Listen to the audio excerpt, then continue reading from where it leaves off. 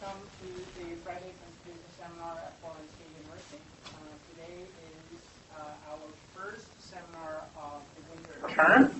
Our usual thrill for this first few seminars usually is we have our students, usually graduate students from either transportation, either from a civil engineering or from urban study and planning program, to present their work that's being accepted for presentation or a poster session at the coming Transportation Research Board annual meeting in DC. That's next week.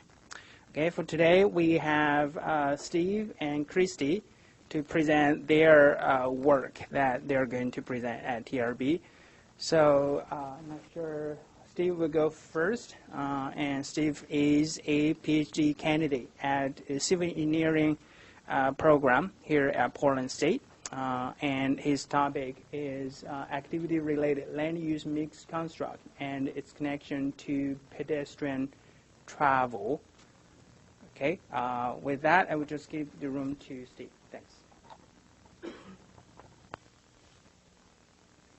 Thanks for the meeting, and thanks for everyone for being out here. It's a crowded room, and I'm excited to be presenting this research at the beginning of the term for you all. And this is some stuff that's related to my dissertation. So I'd like to acknowledge my advisor, Dr. Kelly Clifton, and her advice on this project. I'll be presenting it on Sunday at TRB for a PhD student workshop on travel demand modeling. Okay. So some context on this research. I'll kind of glaze through this as people begin to sit down. There's sort of been about 3 decades of research that's looked into investigating the transportation land use interaction. And so there's a sustained popularity in investigating this connection. And planners and engineers alike find popularity in this because there's this prospect that we can moderate behavior by physically altering our urban landscape. And not coincidentally, this has coincided with an increased adoption of policies that look at one of the tenets of this interaction, which is land use mixing. And this is, you can see smart growth communities or mixed-use developments all across. And this idea is that by improving the built environment efficiencies, putting more activity locations in a variety of these activity locations, tech development pattern, that we can encourage active travel behavior. You can reach more locations. And over the years, it's interested not just engineers and planners, but also to the public health field. And some of this interest for transportation planners are that we can reduce auto-related travel behavior, so both vehicle miles traveled by increasing land use mixing in a neighborhood. Land use planners point to the promotion of urban transportation and also reduction or slowing down of rural land consumption and a reduction of leap development patterns. And then public health, more recently, has pointed to physical activity, potential outcome of land use mixing chronic a lot of interest. However, I think without a clear set of indicators. Different metrics which evaluate the effectiveness of these programs and policies. I'll go through a series of categories of measures. A popular one that we see is land use entropy as a way that we measure land use mixing. And then secondly, I guess, if we have these sort of mismatch metrics that aren't founded with strong theoretical foundations, then the potential is that we could be misguiding practice as to what really land use mixing should look like. And so that's the research interest. To kind of go through 3 different types of measures that we've looked at when we're categorizing land use mix. So the first of which is accessibility measures. And we typically don't think of these as land use mix measures, but if we're thinking about just a distance-based measure in that exemplar neighborhood there on the right, in the center there you have a residential location, and it's located a quarter mile from an educational institution. And so the theoretical link that these accessibility measures have with travel is that if we reduce the distance between these 2 activity locations, we then make walking competitive with faster travel modes, such as car. However, you quickly see that there's a lot of shortcomings with measures of accessibility when we talk about land use mixing. You're only looking sort of at these two different types of land uses, and there's a whole neighborhood worth of land uses, so you kind of miss the greater picture if you're using an accessibility measure. And then also, you're just providing sort of a summary statistic for those with the origin. So from the origin, you can reach a certain land use in a quarter mile, half mile, or 1 mile. That's one category of land use measures. A second category are intensity measures. And these get at the counts or the percents of area that's dedicated to a certain land use within a neighborhood. And so looking at that same sort of neighborhood, you have just that one educational institution, but it takes up 2.5% of the spatial footprint within the neighborhood. So these are the ways that we can look at land use spacing. And this theorized link that it has with travel is that increasing the intensity of both the activity locations gives you more variety, right? And so you have more opportunities to fulfill your daily activities. You can go to more retail places or whatever location you're looking to attend. Similar to the accessibility measure, there are some shortcomings.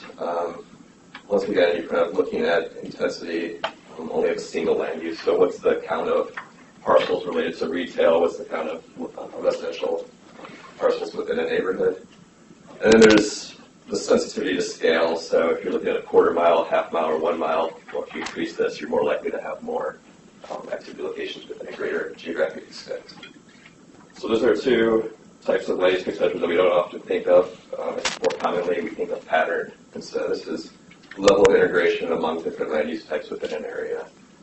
And so there's two different aspects of pattern measures, the first of which is composition. And so this is an aspatial view of land use mixing, but it's commonly adopted. And this just looks at what is the variety of different land use types and what's their representation of their spatial footprint. However, if we're really thinking of land use mixing as being this intermingling or intermixing of different parcels of land, then we need to get at this spatial aspect, which is the configuration. And the theoretical link to travel here is pretty straightforward. If we have a greater variety of residential and non-residential activity locations in a neighborhood, then we encourage active travel because we have more opportunities to reach, and so we kind of promote internal trips within the neighborhood in place of these trips to go to the market out in another neighborhood, which would require another travel node. The shortcomings of pattern measures, there's a list of them. I'll just quickly go through a couple of them. According to the entropy indice, this has this assumption of perfect balance. So no matter what land use types you're looking at, perfect land use mix would be considered an equal proportion of different land use types. And this becomes a problem if you start to think about the complementarity of land use types in an area. Well, if you have 3 land use types, say residence, retail, and industrial, what does an equal apportionment of each of those really mean? I would think that having a third of that land use being industrial is maybe a deterrent to passenger travel as being a walking mode. And then, as I pointed to, we haven't really thought about this configuration aspect, which comes from landscape ecology research. And there's this variety in adoption. So do we look at 4 land use classes? Do we look at 9 land use classes? Everyone kind of does something different. So to kind of look at these two different aspects of pattern on a continuum, you have on the y-axis here the compositional measures, and moving up on the y-axis you get more complex with your different types of land uses within the neighborhood. And then on the x-axis you have configuration. Likewise, moving out to the right you get more complex. And often when we're just looking at entropy measures and pattern measures, we're really saying that this is an ideal mix of land uses, which you can kind of see that these land uses could be separated into different corners of the neighborhood. I argue that if we're not considering this configuration, then we're not capturing sort of this checkered intermingling of different land uses that really represents mixing. So then to kind of found this with some metrics of landscape ecology, the compositional aspect, again, calls on stuff that we're familiar with. So richness and proportion, these are intensity measures. And then the compositional measures of land use diversity, one of the Ds within the built environment study, are evenness of these land uses. But by not looking at configuration measures, we miss out on what's the shape of the parcels. Are these parcels isolated from one another? Are they interspersed? Do they have more like a checkerboard in the upper right corner, or more like that just distinct pattern in the upper left corner of the landscape? And so we need to look at both of these if we're looking at land use patterns.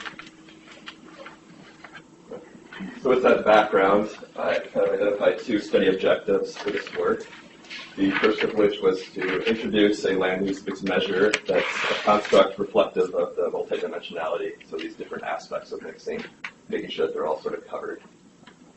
And so I did this by quantifying the composition and configuration along with the functional complementarity of different land uses.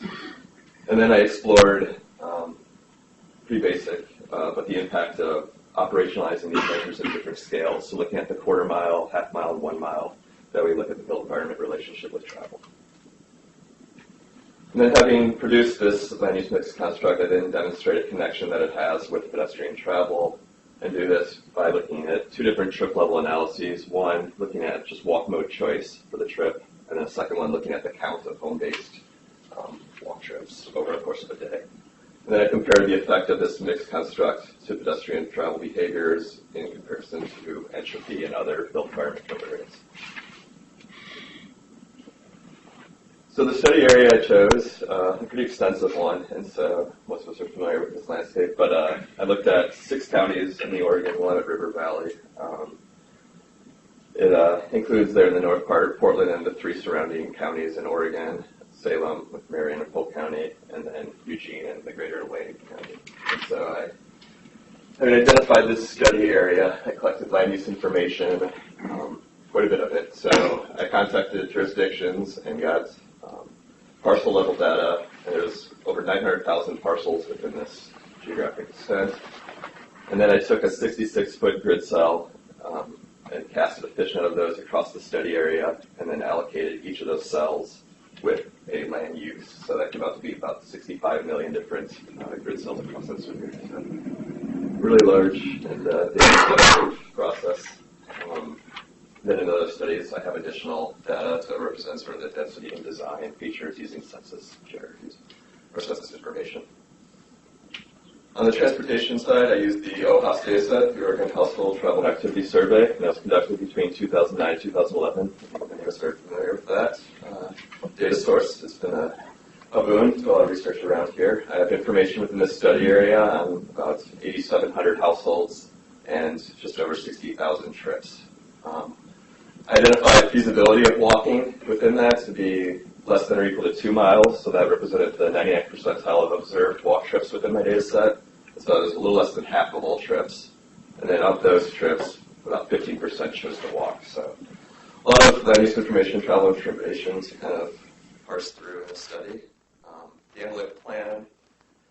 So at the end of that pattern measure overview, I noted that there's been this sort of, there's been no agreement on what land use typology to use, and so I adopted the American Planning Association's land-based classification standards for this study. So there's 9 different land use categories. I went through the painful process of attributing all these parcels to these different land use types, and then measured a set of land use mix indicators at 3 grid cell sizes, so aggregating up those 66-foot, or summarizing those parcels, 66-foot parcels to a quarter mile, a half mile, and a 1 mile grid.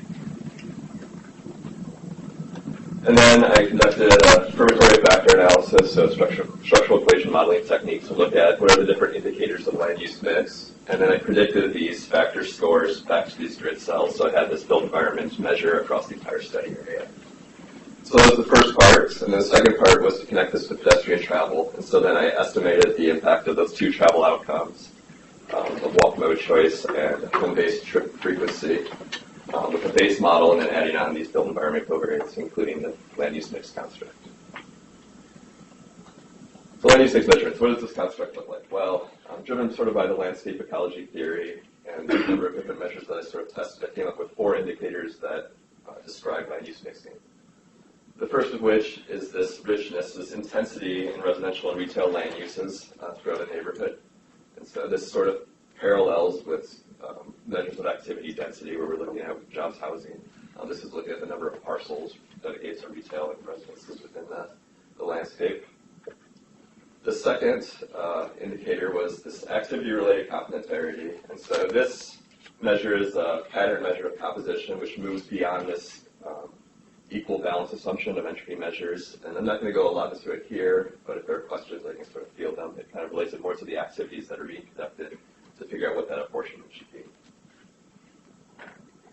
Then there's a couple configuration measures. The maximum patch size. So you don't want in a land, if you want good land use mixing, you don't want one particular large land use within an area. So you want a smaller relationship between this. And then borrowing straight from landscape ecology, there's this index called the contagion index. And this has a range similar to the entropy measure where it's from 0 to 1, and it's reversed in that a measure of 1 represents an area that's just dominated by one particular land use patch. And then a value of 0 gets you closer to that checkered landscape that I showed in that spectrum of complexity and composition configuration. So this is intermixing of parcels, kind of pixelated throughout the landscape. And so I took this measurement model and estimated it at a quarter mile, a half mile, and a 1 mile representation, so all those cells across it. And the model performance is pretty strong, so the comparative fit index, you want that to be about 0.95, and that's successful in each of the models. And the root mean square error approximation is pretty low. It performs best at the quarter and half mile, but it's good at all those different scales. And the factor loadings were all above 0.6, so it's a strong, each of these are strong indicators of land use mixing. So I was pretty content with that, and so I predicted the factor scores then onto the grid cells. And this is the half-mile grid cell representation. And so it's the Portland area, you sort of see it, and this measure is centered at 0, and so everything to the right is in green, and that's a positive land use mixing, above average land use mixing. And then stuff in the red there is below average. So if you go through this, that first 0 to 1 standard deviations to the right, you start to see an area where pretty large patches of land use, and it's pretty much dominated by a single land use type. But as you go on to 1 to 2 standard deviations from the mean, you start to see more mixing, smaller patch sizes mainly, but still dominated by a single land use type. And then you get to further along, you start to see more of this smaller patch sizes and more intermixing of different land use categories. And then finally, if you get to the farthest point, you start to see where we're at now, kind of downtown Portland. It's sort of what we think of as land use mixing, high intensity and a lot of diverse different sorts of land use categories. So that's what it kind of looks like as far as ground truthing it. And then I took this then and added to a pretty basic conceptual framework to look at the pedestrian travel link. And so I looked at a number of individual and household factors, and then also a set of built environment covariates. Sort of the typical culprits, the 3Ds, and then the addition of my land use mix construct measure. And then I know that there are other contextual factors that influence pedestrian travel, and it's stuff I'll look more in the future, but for this purpose I looked at trip distance as one of those measures. So for the walk mode choice, so this is just a binary logistic regression looking at whether or not for a particular trip the individual decided to walk.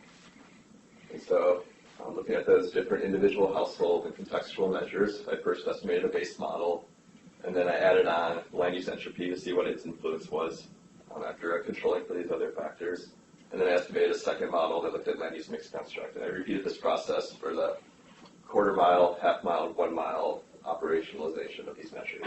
And looking at the quarter mile, you find that pretty intuitive sign directions on the controls, and then you see that land use entropy actually had no significant association with the decision to walk. However, looking at the land use mix construct, it was strongly positive and significant at a 0.001 p level, so an improvement over the entropy measure. And this trend sort of held as I looked at a half mile and a 1 mile, which you kind of see that this outperformed in this first sort of proof of concept, our traditional land use entropy measure. So lending that there is some additional benefit to looking at this configuration as well in land use diversity. Then for the second model, I looked at walk trip frequency. So this is the number of home-based walk trips that an individual conducted during the course of the day. And so it had similar sociodemographic controls, but then looked at more at the built environment covariates. So 2 density measures of population density and employment density, and then 2 design measures. So city block centroids, so more centroids in an area, the smaller the average block size, kind of a traditional neighborhood development. And then connected node ratio, so greater frequency or proportion of 3 and 4-way intersections within an area. And then I added on the land use mix construct to see if above and beyond these built environment covariance just had a positive relationship with the frequency of home-based walk travel. And I found that, yes, it did. In fact, at a quarter mile, a half mile, and a 1 mile. And in most cases, density actually was not significant when you're controlling for these other built environment covariates. So lending more credence to sort of land use mix as being this strong predictor of pedestrian travel, but maybe that we're not looking at it the right way. And so those were our 2 proof of concepts. And let's study findings and concluding thoughts on this work. The first of which is about the land use mix measure. So it's an improved, or I argue that it's an improved measure over what we currently have. It represents the multidimensionality of land use by looking at the intensity, the composition, the configuration of land use mix, or land use types within a neighborhood. And then the activity-related complementarity, which I didn't go much into, is an indicator that moves beyond this entropy measure's association with equal balance, or this assumption that it holds. And then the demonstration of the link with pedestrian travel. I demonstrated that it was the construct was a stronger predictor of the decision to walk than entropy, and that the construct was a significant predictor after we held or controlled for these other built environment measures. So, promising findings thus far, but as my dissertation work, and this is the first of a few studies, so I've got a lot more to do. One of which is I'd like to hold this construct within its measurement model. So I predicted the values, and methodologically there's something lost when you do that. So if I can hold it into a structural equation modeling framework, that's the next step. So look at these relationships, provide further attention to the scale that I chose. So I'm using just fixed grid cells, but often we're operationalizing these built environment measures at aerial buffers of different sizes or activity spaces. There's these other ways that we kind of look at how we measure the space of a built environment. And then finally, Oregon has very strong growth management policies, so it produces a certain landscape pattern. And although this probably won't be part of my dissertation, I'd like to see the transferability of this construct to other locations that have weaker policies. So that's sort of the rundown. Thank you guys for your time, and I'd like to thank Nancy for their generous support of this research.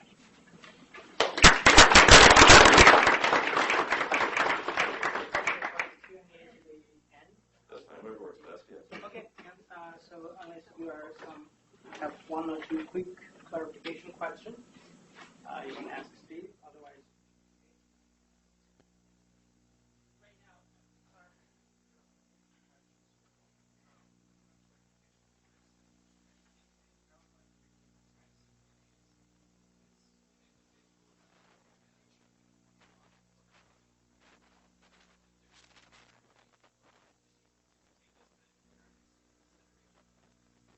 Yeah, so it was pretty simple proof of concept. I kind of showed what I accounted for. My intention is that with the next step of that structural equation modeling, I'm going to start getting at more of those contextual factors, if there's perceived security issues or whatever it may be with walking, and not just the built environment measures. Would your follow-up to this be to improve the sidewalks and stuff like that to provide more things for people to walk from place to place? I think that's the way you could go. That's looking more at maybe the neighborhood design.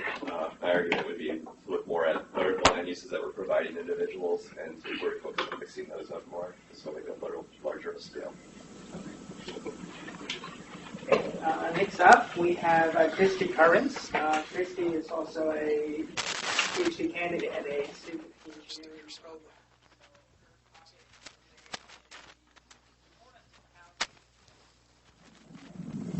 Importance of housing accessibility and transportation characteristics creating home-state neighborhood preference. So with that, I will just give the link to Kristi. Thank you. I'm lucky to be following Steve. Steve is actually the first author of the same paper that I'm presenting here at TRB. He did most of the analysis, the structural equation modeling. So he can also address some of your questions there, whatever I can't answer. The title is just a fancy way of saying what's important to people when they decide they want to live in a certain neighborhood. And the majority of this project is really asking what are the characteristics that people are looking for in a neighborhood and where are they actually locating? What is the dissonance between what they want and what they're actually getting?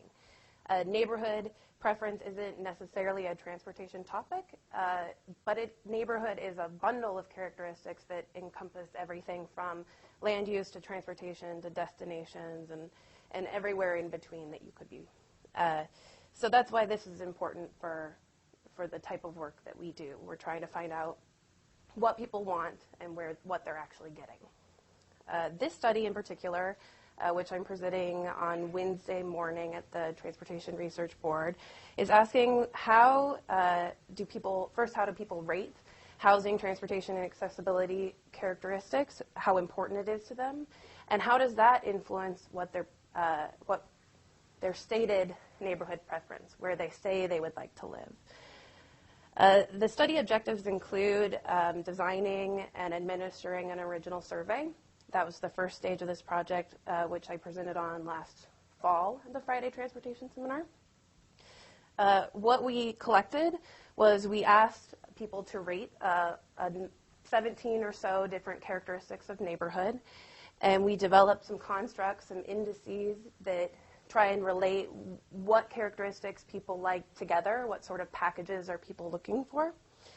We looked at how those importance rankings influence what they would prefer in their neighborhood type, and then how their socio-demographic attributes actually influence both what they care about and where their preference lie. In typical regional planning models, we tend to only think about socio-demographic characteristics and their revealed preferences, so that means where they are actually locating. But what might be happening is people are being pushed out of neighborhoods where they actually want to live, and that's a really important detail for us to notice. And so our work, and in parallel, Metro was doing a very similar study that branched off of ours, is really asking how are preferences different and what is it that people are actually looking for. So this stage of the project, so this project was about 5 years in 2 stages. This is the second stage where we're looking at stated preferences. Had 3 parts. We had a research design, which is what I presented on before. I'll go through it briefly. We had the measures of interest, the data that we actually collected, and then the statistical analysis. And I'm going to go through each of these 3 throughout this presentation. So first on the research design. We collected a number of household and individual characteristics. These are your typical things you collect in these surveys: income, household size, children, whether or not they work, if they work full-time or part-time, if they're retired, if they volunteer, their stated neighborhood preference, which I'll go in a little more detail soon. We had them rate characteristics by how important it is to people when they're deciding where they want to live. And then we did a choice-based conjoint experiment. To give you a little bit of scale, this stage 2, we expect to have about 6 papers coming out of the work we've done here, probably not for a very long time. The research I'm presenting today is actually just the second paper, so I'm not going to go into the choice-based conjoint experiment, but I expect that you might get to hear about it if you stay tuned to Friday's seminar in the next few years. This research and the analysis in particular is really focusing on Portland Metro. We collected a lot of information from the rest of Portland, or from the rest of Oregon, but we're really not including that in this analysis. The measures of interest is getting at the stated neighborhood preference and how we're asking that question, and also how we're asking people to rate importance characteristics. So I'm going to go through both of those here. On October 17th, when I presented at the Friday Transportation Seminar, I described more fully how we came up with these collages that are representing different neighborhood types. So I won't get into great detail with that, but we basically used an objective process to define different neighborhood types. And then we used our own experience, our team's experience, and people who are related or colleagues of the team, to collect photos and images from Google Street View to represent these neighborhoods and sort of put the best foot forward of each neighborhood in terms of the types of housing you might get, the types of transportation options, and the types of destinations. So here's a little citation. We presented that last year at TRB in the Friday seminar. If you're curious, you can go look up that presentation. We also provided for each of these 4 neighborhood types some descriptions as to what you would get in each of these neighborhoods. And the respondents got to see both the images up close and personal and these descriptions. So you can see from the Central District, that's really representing an area type that we don't yet have in Portland. This is downtown Chicago, New York, more of the major cities. This might be what Portland looks like in 20 or 30 years, but it's nothing that we have in the Portland area now. The urban residential district is really downtown Portland. Urban neighborhood is more on the east side, moving out past the Pearl. And then suburban neighborhood is outside city of Portland. When we asked people which of these neighborhoods they would prefer to live in, this was the distribution we found. 40% preferred sort of east, northeast Portland, southeast Portland. 34% preferred suburban, so this surveyed the Portland metro area. 9% preferred something more urban than we have right now. To give you an idea of dissonance, about 30% of the respondents preferred something more urban than they currently live in now. About 20% preferred something less urban, so something more suburban. And about half of people were pretty happy with the neighborhood. They preferred the neighborhood that they were, that they had currently, their revealed preference currently lived in. We also asked to rate how important a number of characteristics are that they may consider when they're deciding where to live. So you may live somewhere now, but when you're thinking about moving to a new apartment, to owning a house, when you're thinking about your neighborhood, here are a bunch of characteristics and what's most important to you. I won't go into great detail of this, but I'd like to point out that we knew owning your own home is a huge indicator of where people want to live. There are only so many area types where you can actually own your own home or your own condo. And this was in the very dark green, the very top line, something that was very important to a large percentage of the respondents. Down towards the end of the list, the transportation characteristics is that third category. Dedicated parking at your residence, so being able to park your car at your residence, was equally as important to most people in the survey, as was being able to walk to nearby places. And this is sort of getting at some of the mixed-use stuff that Steve was talking about and being able to walk in these neighborhoods. So not only do people want to park at their own place, but they want to be able to walk to other places. They want to have access to parks and recreational areas, which could mean Forest Park, it could mean Director's Park. And then owning their own home was also very important. So we did a series of statistical analyses, an exploratory factor analysis, a confirmatory factor analysis, and then some structural equation modeling. The exploratory factor analysis, I'm not going to go in great detail because the use of both exploratory and confirmatory factor analysis are used in combination to first explore and then confirm your thoughts. So I'm really going to focus on the confirmatory factor analysis and how we performed that. So first of all, we took those importance rankings that were given from the Portland residents that replied to our survey, so a little over 500 residents. And we did both an exploratory and a confirmatory factor analysis to find two different indices that indicated what people preferred, what was important to them. The first indicator was the single-family dwelling importance. These are people who really want to own their own home. They want to have a private yard. And in that center of it all, we asked, do you want to live at the center of it all, or do you not? So this is sort of a reversed coding of the center of it all. So these people who have really high single-family dwelling importance ratings also really want to live in their own home, single-family dwelling, really want to have a private yard, and don't really care about being at the center of it all. The other index was non-auto access importance, and this includes people who really want to walk to nearby places, really want to be able to walk to transit, which means they also want to have transit, having a variety of transport options, which means that they can bike if they want, they can walk, they could take transit, they could drive. And then also having the reverse of having dedicated parking at your home, which means that they don't really care if they have to pay a little extra for parking, or they care less about that. There was a third index that we saw but was not statistically significant that had to do with automobile access, and this means being close to highways or highway interchanges, but we weren't seeing it be statistically significant with our sample size in the way that we ask questions, so we left it off for our initial analysis.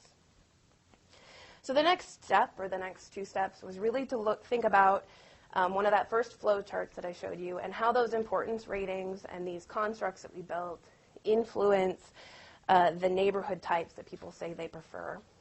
And then following that, we'll introduce some sociodemographic characteristics. So for those of you who are familiar, or maybe for those of you who aren't familiar with structural equation modeling, what we're looking at here is the output of a structural equation model. The green lines indicate positive relationships or influences. The orange lines indicate negative. The dotteds are non-significant. And what this is basically doing is we're taking the confirmatory factor analysis here, this side. You'll probably recognize it from the last slide. And we're looking at how those importance constructs relate to what people prefer.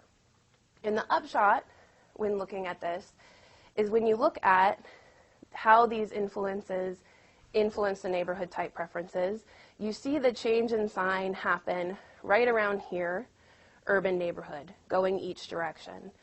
And what we believe is happening is this inner east side of Portland, the northeast or the southeast side of Portland, is really where people are trading off having their own single-family home and having non-auto access importance. And so this neighborhood type becomes really important in how we're understanding how these preferences are being traded off for residents. Let's see. So then we wanted to bring in socioeconomic characteristics.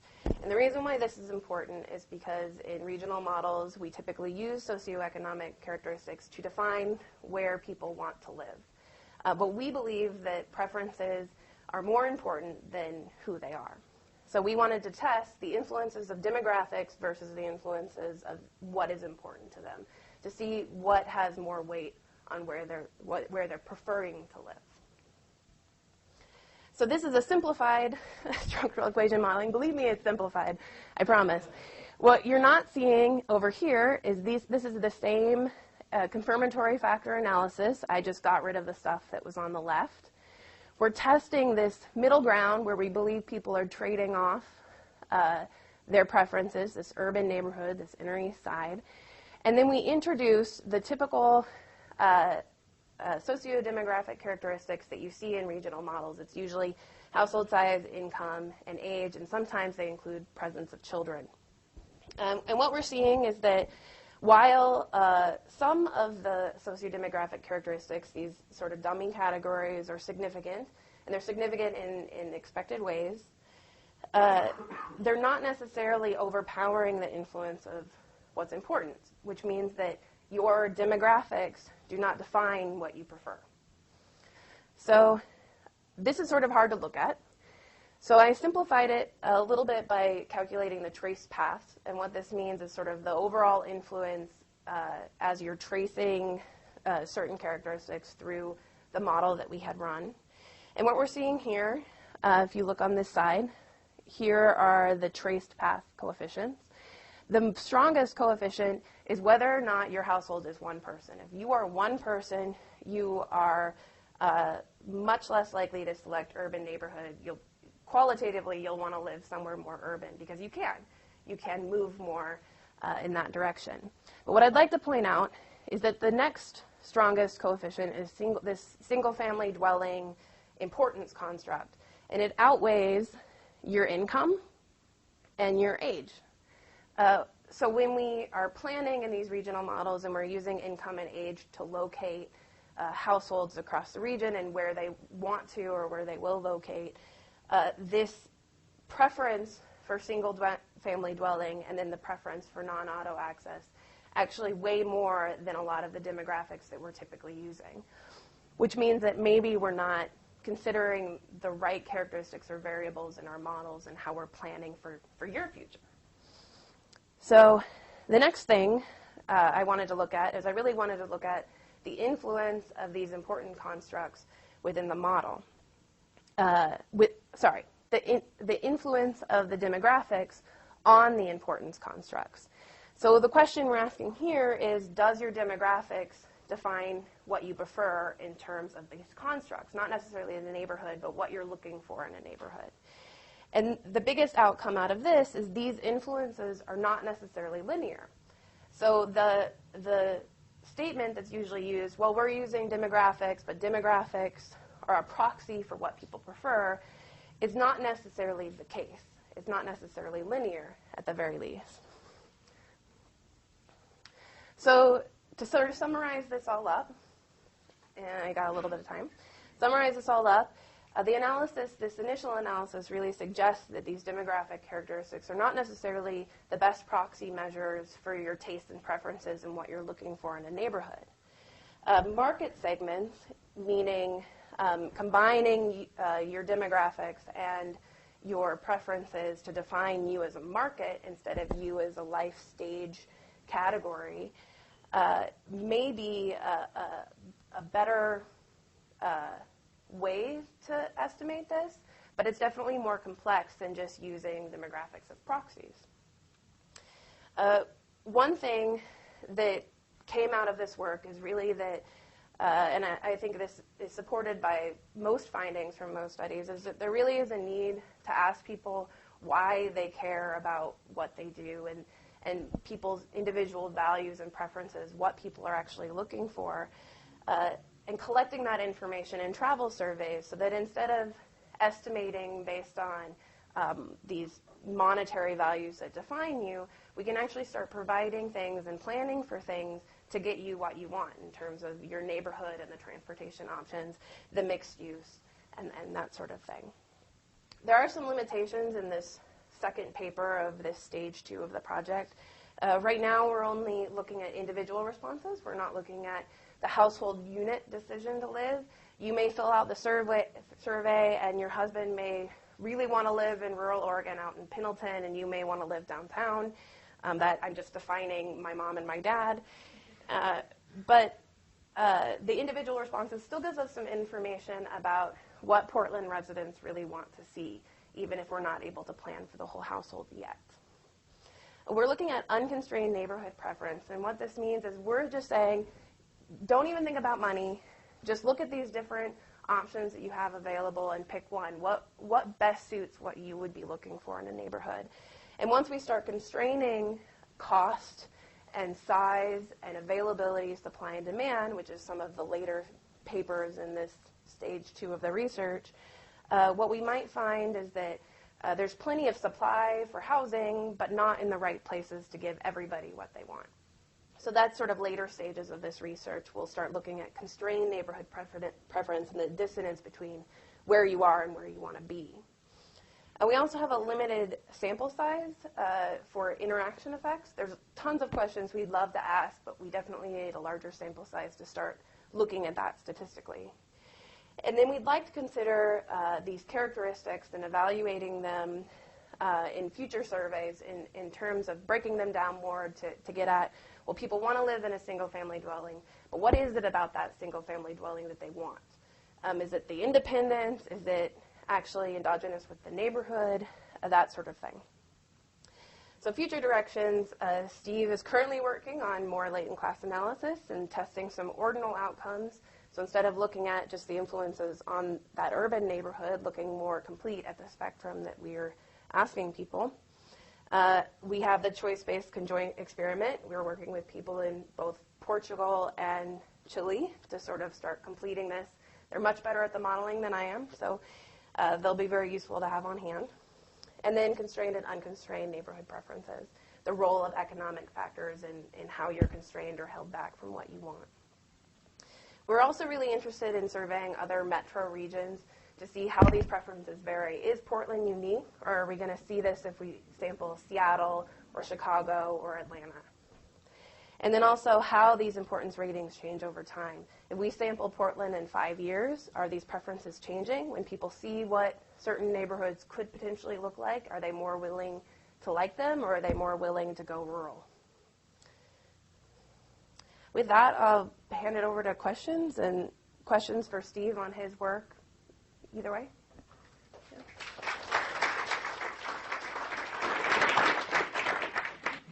If you're good for the seminar, announce your name so you can record the question. Great. My name name's Sam Herdisky. I was senior in the CE department, and I didn't catch what your sample size was. The sample size we ended up using for the analysis was 554. We'll do a little bit more imputing, which will get us a slightly higher sample size. We were able to collect over 1,000 samples in the Portland region, but there's a lot of missing data, so we have to figure out how to treat that. There was the follow-up with the OHAS respondents that accounted for the other 500 that are in Right. the business analysis. Right. And you collected it yourself? Like, Yeah, what was no, the format? no, postcard. Electronic or It was part of the project. We had postcards that sent out to people. It was an online survey. Yeah, almost completely online. I heard Michael Williams. I heard you mention children, but it wasn't clear to me. Did you actually look at the presence of children and how that corresponds to whether people want the same kind of home? Well, so first of all, household size is sort of can be an indicator of the presence of children. But I'll let Steve. He did most of the analysis. Yeah, so we did ask that question. I think I recall that we had some troubleshooting on how people responded to that.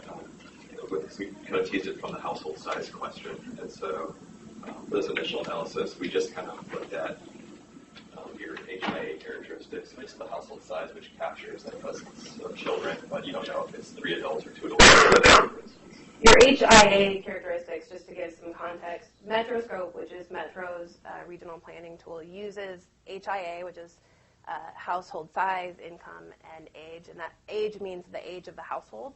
So the oldest member that makes the decision to move or to highest, bringing in the most money, that sort of thing. And they use the HIA characteristics to determine, to put that household into a category and decide where and how it locates. So we use those to sort of test, well, Portland uses these characteristics. Does the preferences and these specific characteristics, which one influences household more? Yeah. Hi, my name is Charlie So. I have 3 comments or questions. I would like to know your thoughts on them. One, I think it's interesting that the research really looks at household preferences and individual preferences, but I'm wondering what's the implication of knowing these preferences on planning and planning outcome. For example, I remember one of the slides shows a lot of individuals want to have auto access or dedicated parking. Does that mean that would be a planning goal for a region-wide on the region scale? Because that seems to me, if we want to satisfy everyone's preference for auto access, that you're creating a region actually that's with very low accessibility. 2, I think you mentioned it in the presentation that right now it's just looking at preferences and not looking at constraints and trade-offs. And I'll be very interested to see and if you would look into the process of actually households making those trade-offs. How do they actually decide to live in the neighborhood they live in, and it might not actually be what they prefer to the type of neighborhood they prefer. And 3, I'll be interested to know if there are ideas with plans to connect preference of living in certain types of neighborhood to travel preferences. Obviously, where you live is not just doesn't just reflect your preferences, but also it's going to determine how you travel, how much time, and what mode you choose. So, be interested to hear your thoughts on those points. Well, the first one. So, in terms of, I mentioned briefly Metro. So, this project was sponsored by ODOT, and some of the work was sponsored by TREC. Metro was part of our technical advisory committee for a long time, mainly, and then they broke off and they did a very similar study, focused a little bit differently. But they were very concerned about whether or not their planning for housing supplies in areas that people actually prefer. And that's a question that everybody's dealing with. And how do you plan for preferences when preferences change? And so this project this survey and then their survey confirmed two different things. And one of it is that only half, or I think Metro found about a third of their residents were happy with their neighborhood. And since land use changes slowly, understanding what is important to people can help them identify what characteristics they can bring to those other neighborhoods that would satisfy the people who are maybe financially constrained and can't live downtown. So that would be some of the outcome in sort of the for the planning arena. And then the second question that you had was really about the dissonance of where people are living and where they want to live and that financial constraint. That's a paper that we were accepted at the Pan Am conference, which is in September, October. So we're hoping to have that one out within the next few months so we can submit it to that. And then I can't remember what your third. Look at travel preferences. So we also collected or have information on what their revealed behaviors are, where they currently live, and what they currently choose frequently or typically for their travel mode. And then we also have questions that we ask them what they would like to have, and so we can start to kind of unpack that and on these behaviors down the road. But yeah, I think that's really important is that if we're looking at, say, divisions or these kind of neighborhoods, are people still wanting to drive in these areas? Are they willing to use car share on there? And one thing we're identifying with Metro from both of our studies is sort of characteristics or things that we need to be asking in future household travel surveys so that we could start actually looking at a travel diary and comparing that with what people are preferring, where they're living, because those things aren't typically asked in most household travel surveys, and OHAS was better of the ones that are out there. Yeah? My name is Jehan Ku. I saw one of the charts was that shows like not a lot of people in here, they don't care about the transportation access. But I'm from South Korea. The most of people in South Korea care about the transportation in their neighborhood. I was wondering if you have any data for why in here they don't really care about transportation. Is this what you're talking about? Yeah. My guess would be most people have cars. And so they're less concerned about having a variety of options. And this is true when you start looking at other regions. Portland tends to be very, bike happy, walk happy, livable. But my guess would be that maybe that a lot of them have cars, so they're more concerned about being able to park and being able to drive in uncongested roads. So you can see that access highways and freeways. So we kind of looked at this as what the vary was like. You had to have this. Other these things that you'd like to have or you just don't care about. And one of the items that we did drop out was the commute of less than 25 minutes because everyone wants to commute less than 25 minutes. We found so. But so one of the things I mentioned for future iterations of the survey is really we'd like to take these, I think what we asked was 17. We dropped some off because we realized that people were confusing. We asked if it's important to people to live near established homes, and we meant historic homes, historic districts. And what I think a lot of people were telling us in the end was older families, not new young kids in hippie apartments or that sort of thing. So what we'd like to do is take these, just like transportation options and transportation access, and break it out to sort of get at what are the little ways that people might interpret this to get to the root of what they're actually saying to us. Yeah? I have two questions. Otto from the Civil Engineering Department. The first one is one of the metrics, so in fact this slide, shows that the majority of the people that were surveyed say that they're interested in owning a house and condo. Was there a metric to delineate in what is the value of the households that they're interested in as far as the choice of neighborhood? The second question is, was there some kind of metric to delineate between the distances that these people are willing to deal with as far as commuting from their households to their workplace, and was that a factor that is considered in this research? Well, so the first question, and you may take the second question? So the first question, we asked for household income, what they pay for their household each month, and how much more they're willing to pay to get into a neighborhood that they care about. That cost information is really, we're going to bring that in when we start looking at the financial and size constraints that people are dealing with. Because we've had a little bit of a hard time figuring out, well, how do you control for that when we're looking at the dissonance? Because there are lots of reasons why people don't locate in the areas they do, so how do we tease that out? And that's why we're bringing on João del Salvo from Lisbon, Portugal, to help us model what we're thinking in our heads. But that's the first question. Yeah, and along that lines, we also asked what their preference was for housing type. So we had 5 different categories. This ranges from a high-level multifamily to a mid-level to a low-rise, and then also whether you're okay with attached single-family or detached single-family. And so we have what they revealed, what they currently live in, and what they prefer. So we kind of get some of that with them as well. Yeah, and then the second question, I think some of your stuff with cost, we'll be able to get a little bit of the sensitivity of that, but maybe not until we get to the conjoint piece will we be able to look at how does that, how sensitive are you to choosing that particular neighborhood. With the right package of different things, would you go to this neighborhood? The package changed a little bit, so you had a shorter commute, would you now choose this rural neighborhood? And so I think in further analyses we can start to kind of unravel.